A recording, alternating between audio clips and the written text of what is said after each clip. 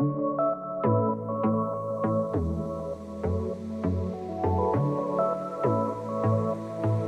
everyone. Welcome back to the Nuance Needed podcast. I'm Amanda. And I'm Sam. And we are here with our part 2 of our last popular episode, all about Sam and my favorite mental health advice and like life lessons, I guess you could say. Yeah. More importantly, the ones we're living right now. Yeah. We're always living life lessons. Always. Constantly. So you had some more. Yeah. So I'm really interested to hear. One of my favorite ones is if you try to numb, like you cannot selectively numb. This is a quote from Brene Brown. Ooh, I love that one. You cannot selectively numb. If you try to numb the bad in your life, you will also numb the good. This was life-changing when I learned it. Life-changing because especially in my addiction, I was convinced that I could just numb the hard things. I could just avoid having hard conversations with people. I could just numb being sad or, being upset about something. I truly thought I could selectively numb. And I didn't understand that if I numbed hard things in my life, I was disconnecting from all of the good in the joy. And when I was trying to get sober, I did a ton of yoga. That was a big part of it. I became a yoga teacher, and having the physical practice of yoga of sitting in discomfort was so powerful for me. And really learning that even because I think a lot of us, if we're in this pattern of avoidance, which is what a lot of patterns are, right? Addiction, chronic avoidance, even depression sometimes, even anxiety, right, can be avoidance. A lot of us fall in OCD. A lot of us fall into avoidance patterns. We can trick ourselves into thinking that our life is better because we're not engaging in all of life, sort of. And what is so cool when I was getting into recovery that I really learned through yoga was I needed the hard parts of a yoga class to love and really relish in, the stretching at the end of it or the shavasana of it. Part of the yoga training I did really taught us about peaks and valleys and tension and release as even good positive things. And it really helped me reframe for myself this life of I don't want to just spend my life avoiding hard things, because doing hard things also leads to feeling good sometimes. And there is too much of a good thing sometimes where there's value to difficult things because it also can, again, nuance. I'm not saying you should go through hard things on purpose or purposely expose yourself to trauma, or it's good that people are exposed to too difficult things. But it's this idea, I think, of even I've heard people talk about it, of a little bit of stress is healthy for us. Yes. Right. And it's if you get too stressed, it's kind of like an injury, right? If you're trying to build muscle, if you stress your muscles out too much, you get injured and it's not good. But a little bit of tension, a little bit of stress on your muscles helps you grow stronger. And it's the same with our mental health. I have a confession to make. Yeah. I have never understood the practice of yoga. And you just with that insight, I'm oh, that makes sense. But I've always felt that people just throw out you should do yoga. And I'm I do one pose and I'm this is dumb. So maybe that is my own resistance. But I also, and maybe this is all of a sudden very quickly becoming my therapy session. I feel I need let's do it. Very aggressive exercise to feel I did something. It has to be weightlifting. It has to be an incline on the treadmill. It has to be the Peloton. Or a really long walk. And when I do yoga, I'm I am getting all of these poses wrong. I don't like this. Yeah. I'm in a room with a bunch of people and my ass is in someone's face. And I can't. And I've never understood it. Yeah. But now that you explain that, I'm I'm thinking back to my college yoga class. I did not take that class seriously. Yeah. at all. And I was with my friends and we just kind of like shit talked our way through it and like didn't really pay attention. But I can see how sitting in that tension is like it's teaching you something about yourself. And this idea of like embracing the good and the bad. And that you can't just do child's pose for 50 minutes. That doesn't teach you anything. Yes. And I get, like, I am that way too, of also like, I'll preface it by I needed like the power yoga. Because I wanted that tension and release. Like I wanted the hard part. It felt like it gave me more capacity to relax at the end. But yeah, I mean, it's been so fascinating the past year because I've had such bad injuries with my back has been so messed up, my shoulders, my hips, since having a baby. If y'all are interested, you can let me know. I can do a whole episode on that. We should. But I've barely been able to work out at all. And that used to be my primary coping skill, and I thought I would die. And yeah, maybe we should do a whole episode on it. What's so interesting to me is I finally had something happen where I muscled my way through my postpartum where I like dove back into like hard exercise. Like right off the bat. Yes. And it like caused so many problems that now I have to be so careful. It is like created such an interesting opportunity and dynamic. Obviously, I'm dying to get back to like regular exercise, but I do things and I've had to be so much more mindful of my body and what muscles I'm using and my mobility. Yeah. That is so interesting in terms of, just learning about yourself in the process. I mean, guys, like she really can't pick up her baby. I know. Like it's so, like her shoulder is so out of whack. So like I think I just say that to kind of illustrate like this is a very real thing. It's been hard, but I've had to be so good at advocating for myself because I never advocated for myself, and I went to PT for 2 months and it made my shoulder worse. We're going to do a whole episode, everybody.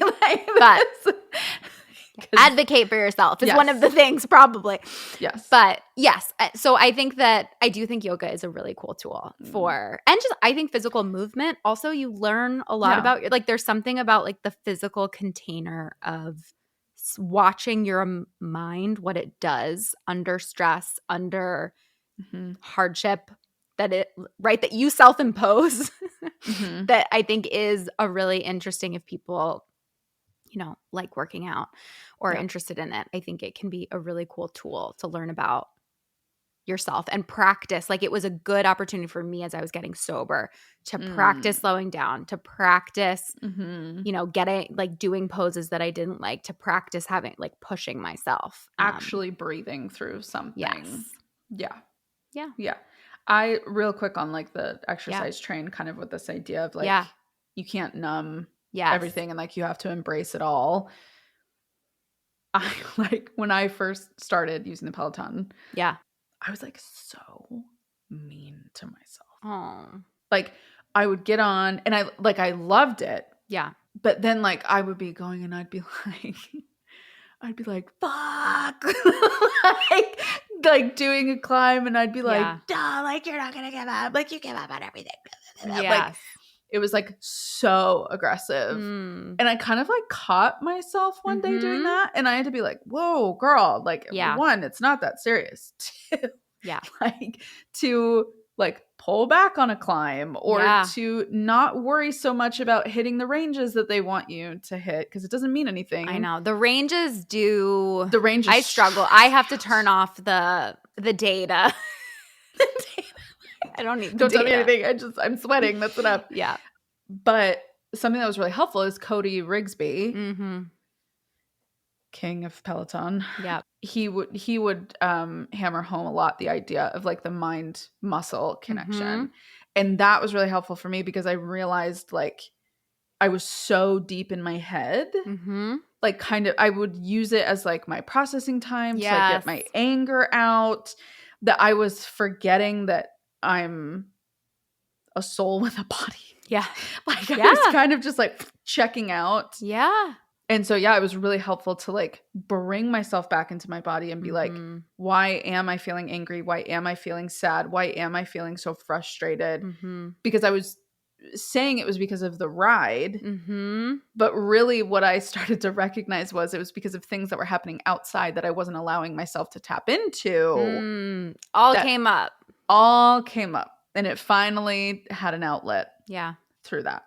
Yeah. So, yeah. And I think the second you start embracing the mess is the second you can start actually doing things that make it feel cleaned up. Yeah. But if you, kind of going back to your sobriety, if you don't even know what it's like to recognize you feel sad. Yes. So many people are so disconnected from their bodies. They don't understand that emotion starts as a physiological body sensation. Well, and even as a therapist, like I've had to, with so many of my clients, I've had to go back to like, we're literally teaching what a feeling is. Yeah, because how to feel. What do you feel about that? And they'll be like, I don't know. And at first I would be like, come on, we're being avoidant. And then I'm like, oh no, they literally don't know. Like, they have no idea how they feel about this or what they're supposed to feel about it or whatever. So yeah, like I think to create moments where you can tap back into your body, and with that wonderful explanation of yoga, that explains why it is helpful to sit in a down dog. But I think you can bring mindfulness to to any movement, really, and do that. But I agree. I think, and we'll do an episode on that. But yeah, I think I remember when I worked at a rehab, I would try to talk to people about their emotions, and they were completely disconnected their whole lives from that. Like, it's actually a really cool word called interoception. Ooh. Interoception is the feeling of understanding what's going on in your body. Wow. So like some people, if you don't practice it, you literally don't. It's why, to bring it back to PT, right? It's why like if people are working out, sometimes they don't even understand what muscles they're using, right? Or you don't even, so if you don't have any interoception, which happens with mindfulness, that you need to practice it to develop that skill, you aren't going to be able to very easily identify how you feel, because you aren't going to be able to tune into your body. So I love that word. I'm super obsessed with just like how physiological and psychological stuff meet and how that all works. Interoception. But yeah, interoception. It's a good word to gonna whip that out in my to next know session and look up. Yeah. Hopefully they don't listen to this. And I'll be like, wow, she knew that the whole time. I'm gonna be like, I learned that 10 minutes ago. No, it's if you're not taking time to be aware. And I think that is the key. Like, if we're talking about being avoidant, we're talking about choosing to not be aware. Or if you have trauma. Yes. Right? Like, I think that's one thing that's so hard too, is if people have a lot of physical trauma, sexual trauma, if you were taught, even if you have an eating disorder, a lot of times you're taught that being in your body isn't safe. Yes. You have the habit of exiting your body. It's where dissociation comes from. Yes, exactly. Yeah. Exactly. So it's not right that people aren't always they don't even know. They don't even know that this is happening. So of course they can't even identify when someone says, where do you feel that in their body? They don't even, they don't have any connection to it. No. All right, Sam, what's your next one? My next one involves, I think it kind of piggybacks off of this one. Okay. A little bit, and I'll be interested to hear your thoughts. So the question is, how would future me want to respond to this? Now, I like this one because it helps get me where I want to go in a way that feels really intentional. Yeah. Now, the key here is it does require some foundational work, some pre-contemplation work, if you will, around, well, where is it that I want to go? Like, who is the person that I want to be? Who is the person that I want to be growing into, right? Yeah.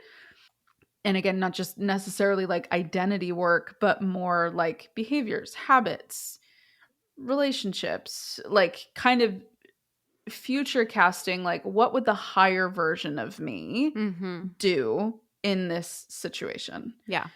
So, for example, I was like notoriously bad at morning routines. Like, I was kind of one of those people that just like rolled out of bed, got ready, left out the door, and would always feel discombobulated. Yeah. And like, this was like really hard with the hospital too, because I would have, my shifts were 12 hours. Yeah. So they were all different. Well, and also so for the longest time, I did do graves and stuff like that, which like nothing about your life makes sense when you're doing grave shifts. But yeah, so 7 p.m. to 7 a.m. 4 a.m. was a dark time. In a hospital, I'm sure. You could kind of like muscle through, and then at about 4:15, you would be like, my soul's going to leave my body. Yes, But anyway, so once I moved up in seniority a bit, my shifts were the swing shifts. So I would do noon to midnight. So it was like just early enough that like you could go home and sleep. Yeah.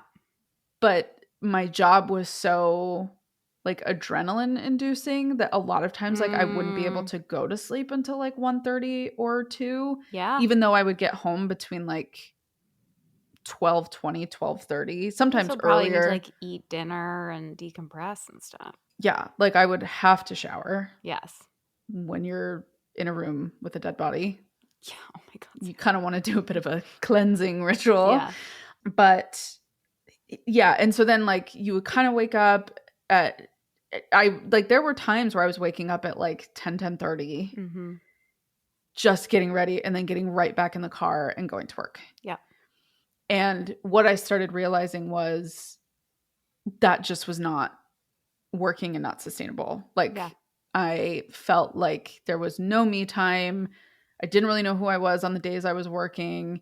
Then it would kind of throw off my off days too, because you're just always in this feeling that you're trying to catch up, but you're never catching up. Yeah.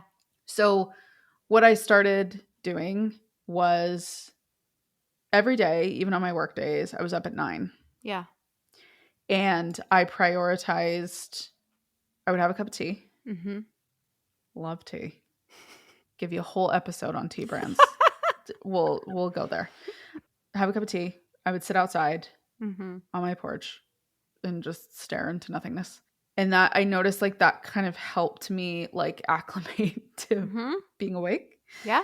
And gave myself a few minutes to kind of catch up. Then I would have breakfast and my pre-workout, and then I would work out. And usually take care of a few things here or there. And then I would get in the car and go to work.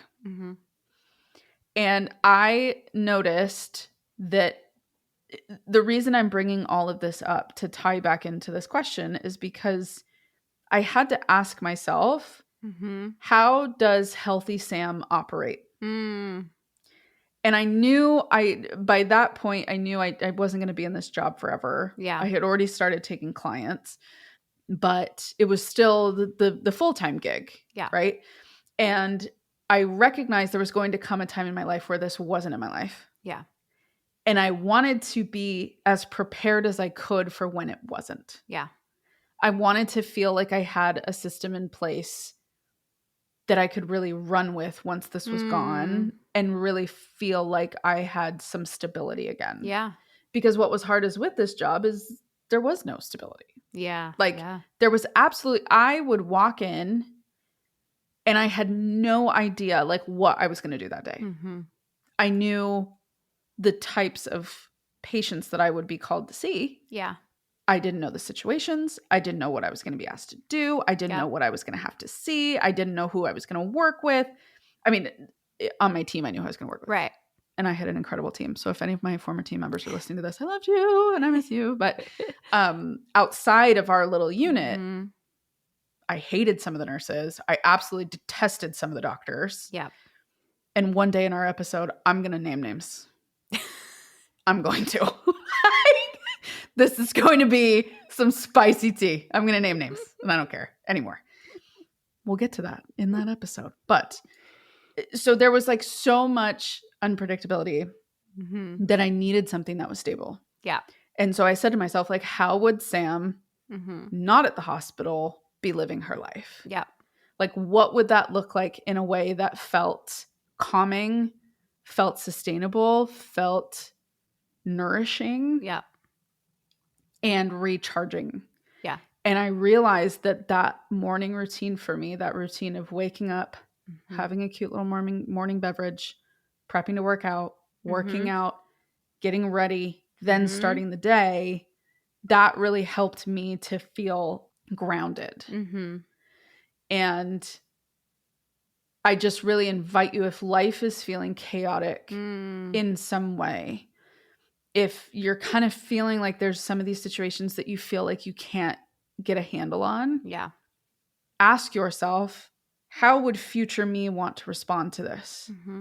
And future me is replaced with, how would confident me respond? How would empowered me respond?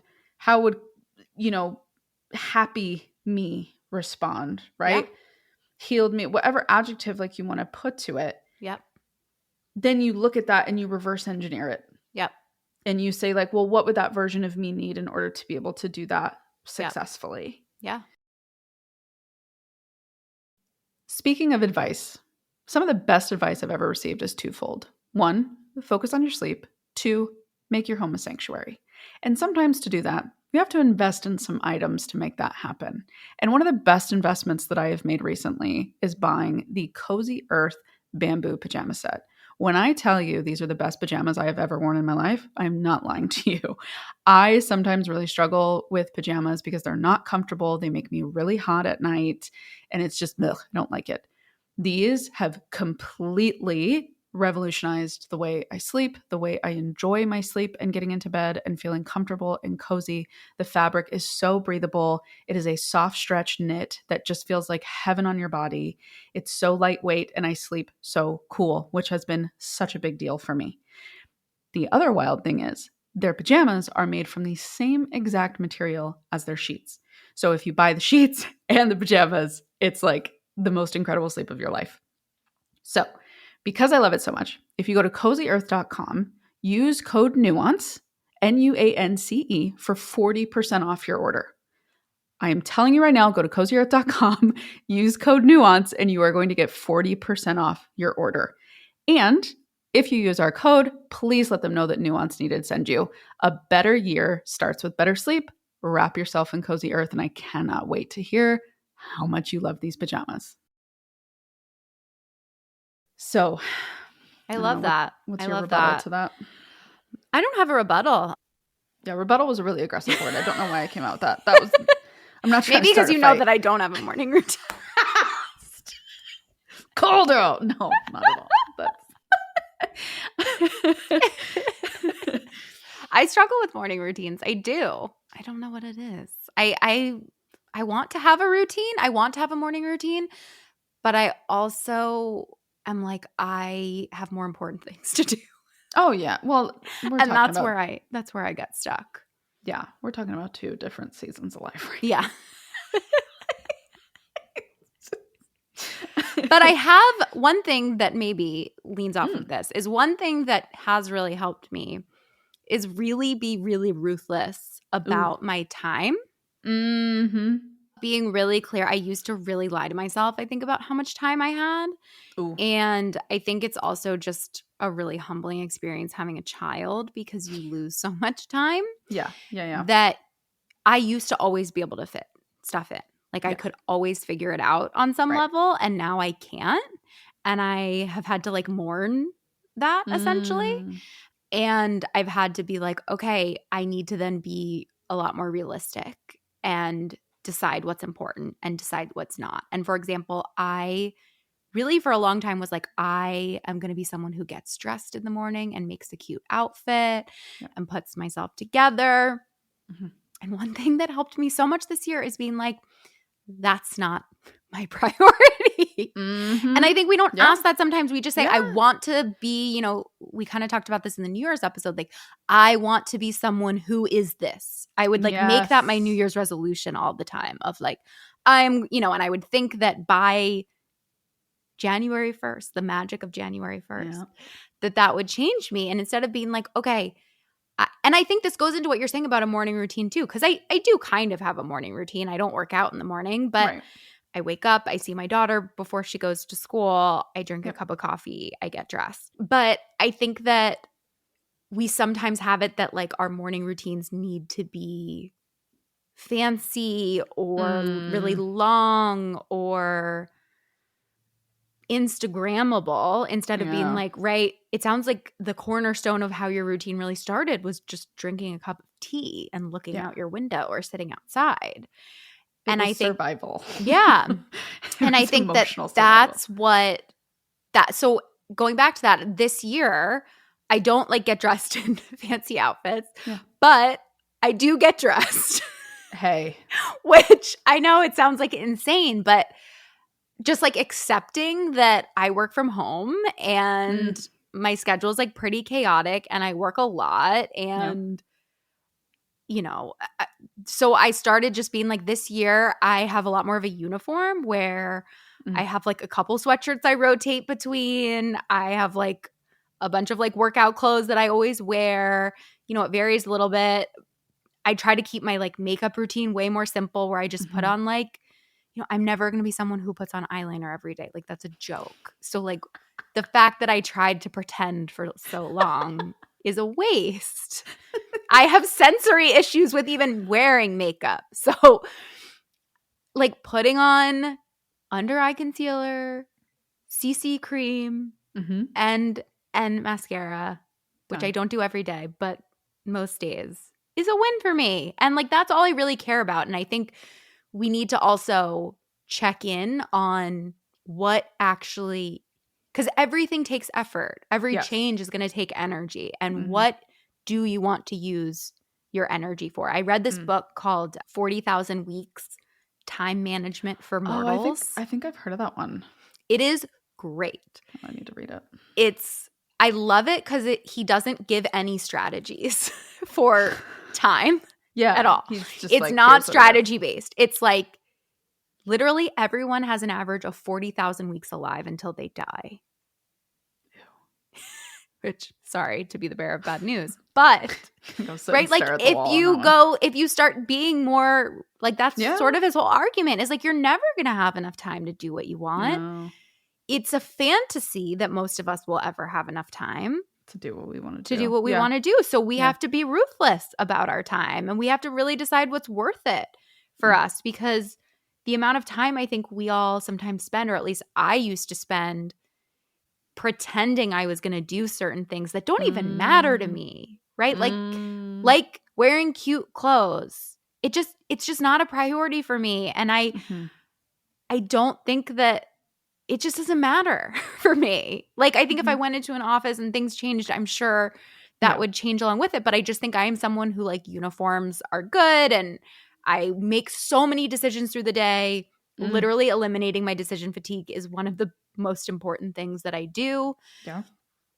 So being realistic about that instead of constantly promising myself I'm going to be and do something else that isn't high on my list, who cares?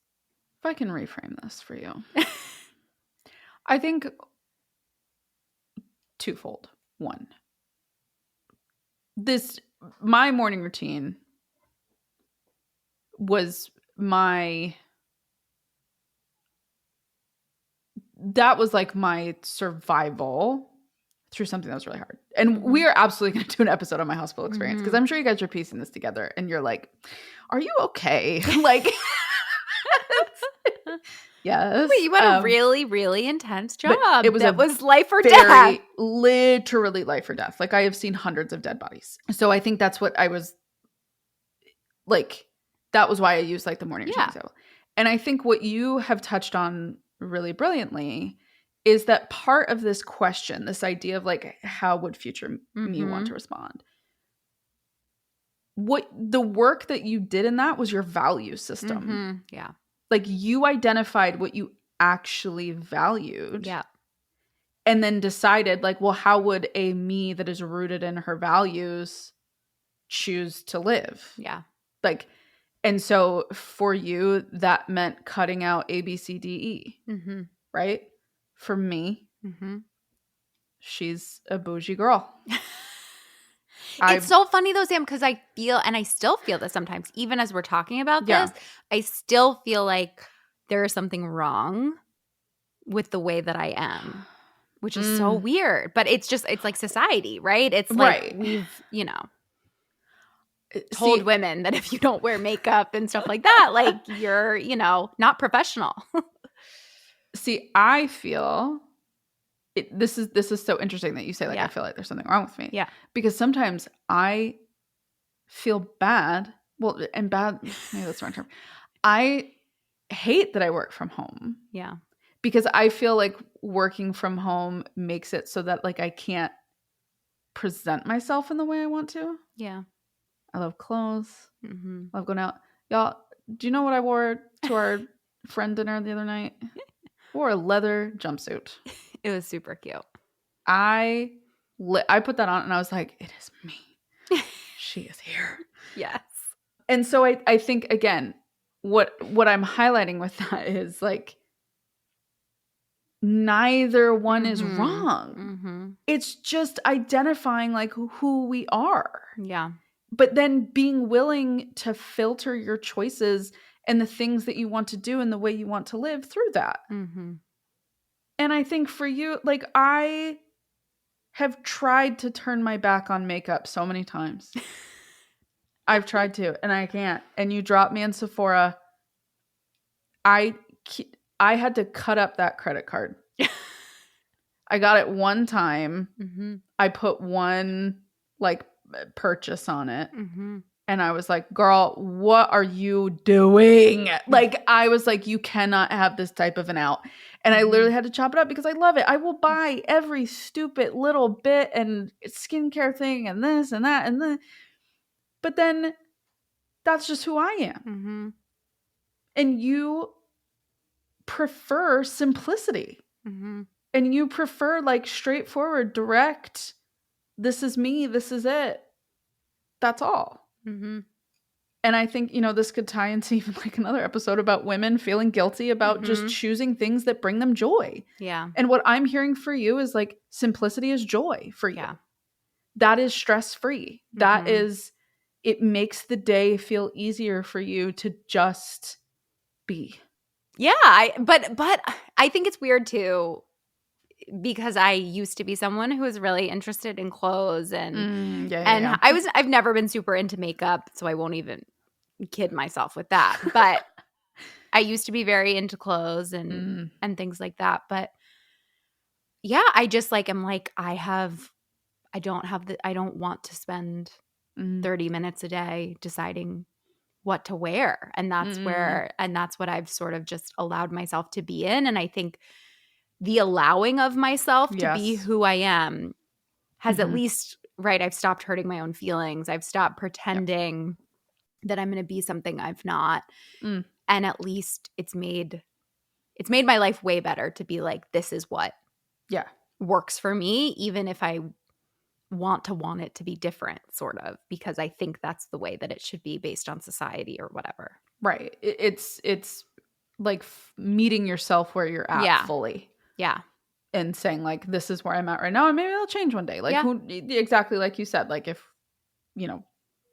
there's an opportunity where you're going out more often, whatever, like, sure, maybe it'll change. Yeah. But right now, radically embracing who you are is about living in this way. Mm-hmm. Okay. Can I ask you a weird question? No, please do. Do you like putting on makeup in the morning? Do you like getting dressed? I love it. I love it so bad because it is such a chore through and through to me, and I love it. I like the outcome, which is I think why I keep trying to convince myself that I want it. Yeah, but like if you had like a glam squad coming to your house every day, you'd do it. Yeah.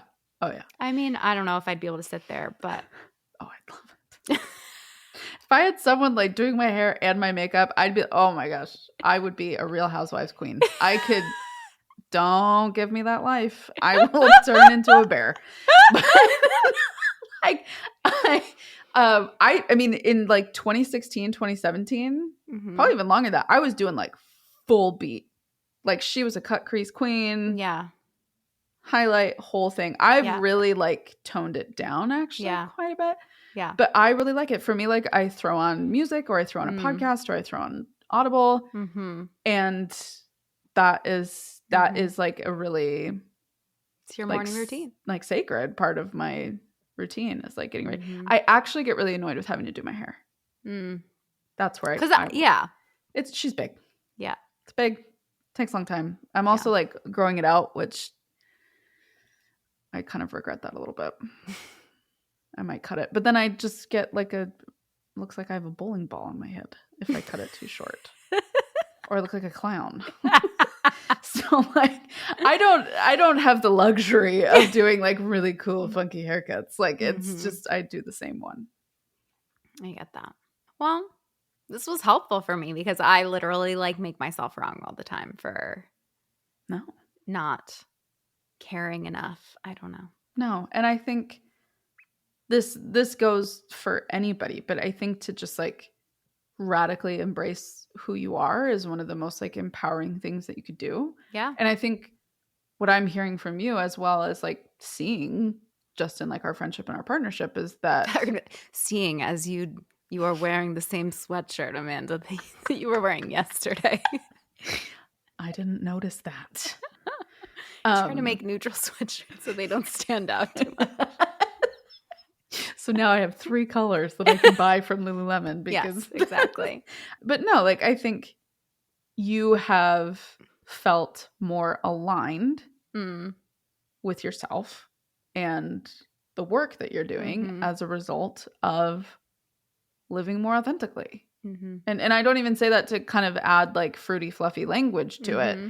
But those are like true, legitimate descriptors of what this decision looks like. And I think if you're listening and you're kind of assessing where you're at with life and how you feel about things, I mean, yeah, we took this to like, as you would say, like the superficial, like talking about makeup and clothes and hair and like whatever. But I think for women, that's a huge discussion. Yeah. Like, however you want to live and approach that is how you do it. Now that it is officially the new year, it might be a great time for you to seek therapy. If so, I'd love to share with you about my practice, Therapy for Women Center. We are located in the Philadelphia area, and we also have therapists licensed in 42 states across the country. If you're interested, check out our website, therapyforwomencenter.com. Well, we hope that you all got something out of this podcast that we went on a bit of a tangent on, but I hope you understand the deeper meaning behind what we were talking about today. Yeah. If you have been loving what you're hearing, if you could rate, review, subscribe, share, anything that you can do to get the word out, support us, would mean the world to us because we are an independent podcast. And the more that you rate, review, share, subscribe, the more we get the word out there, the more people listen to us, and the longer we can keep doing this. So absolutely. That is why we have this little speech at the end. And we want to hear from you. Yes. You can email us at podcast@therapyforwomencenter.com, or you could call in. Our number is 813-444-8683. We won't answer the phone. No. It is just a line that you can call and leave us a message. But we would love to hear your topics, your ideas, your feedback, suggestions. Yeah. All right. We'll see you next week. Bye.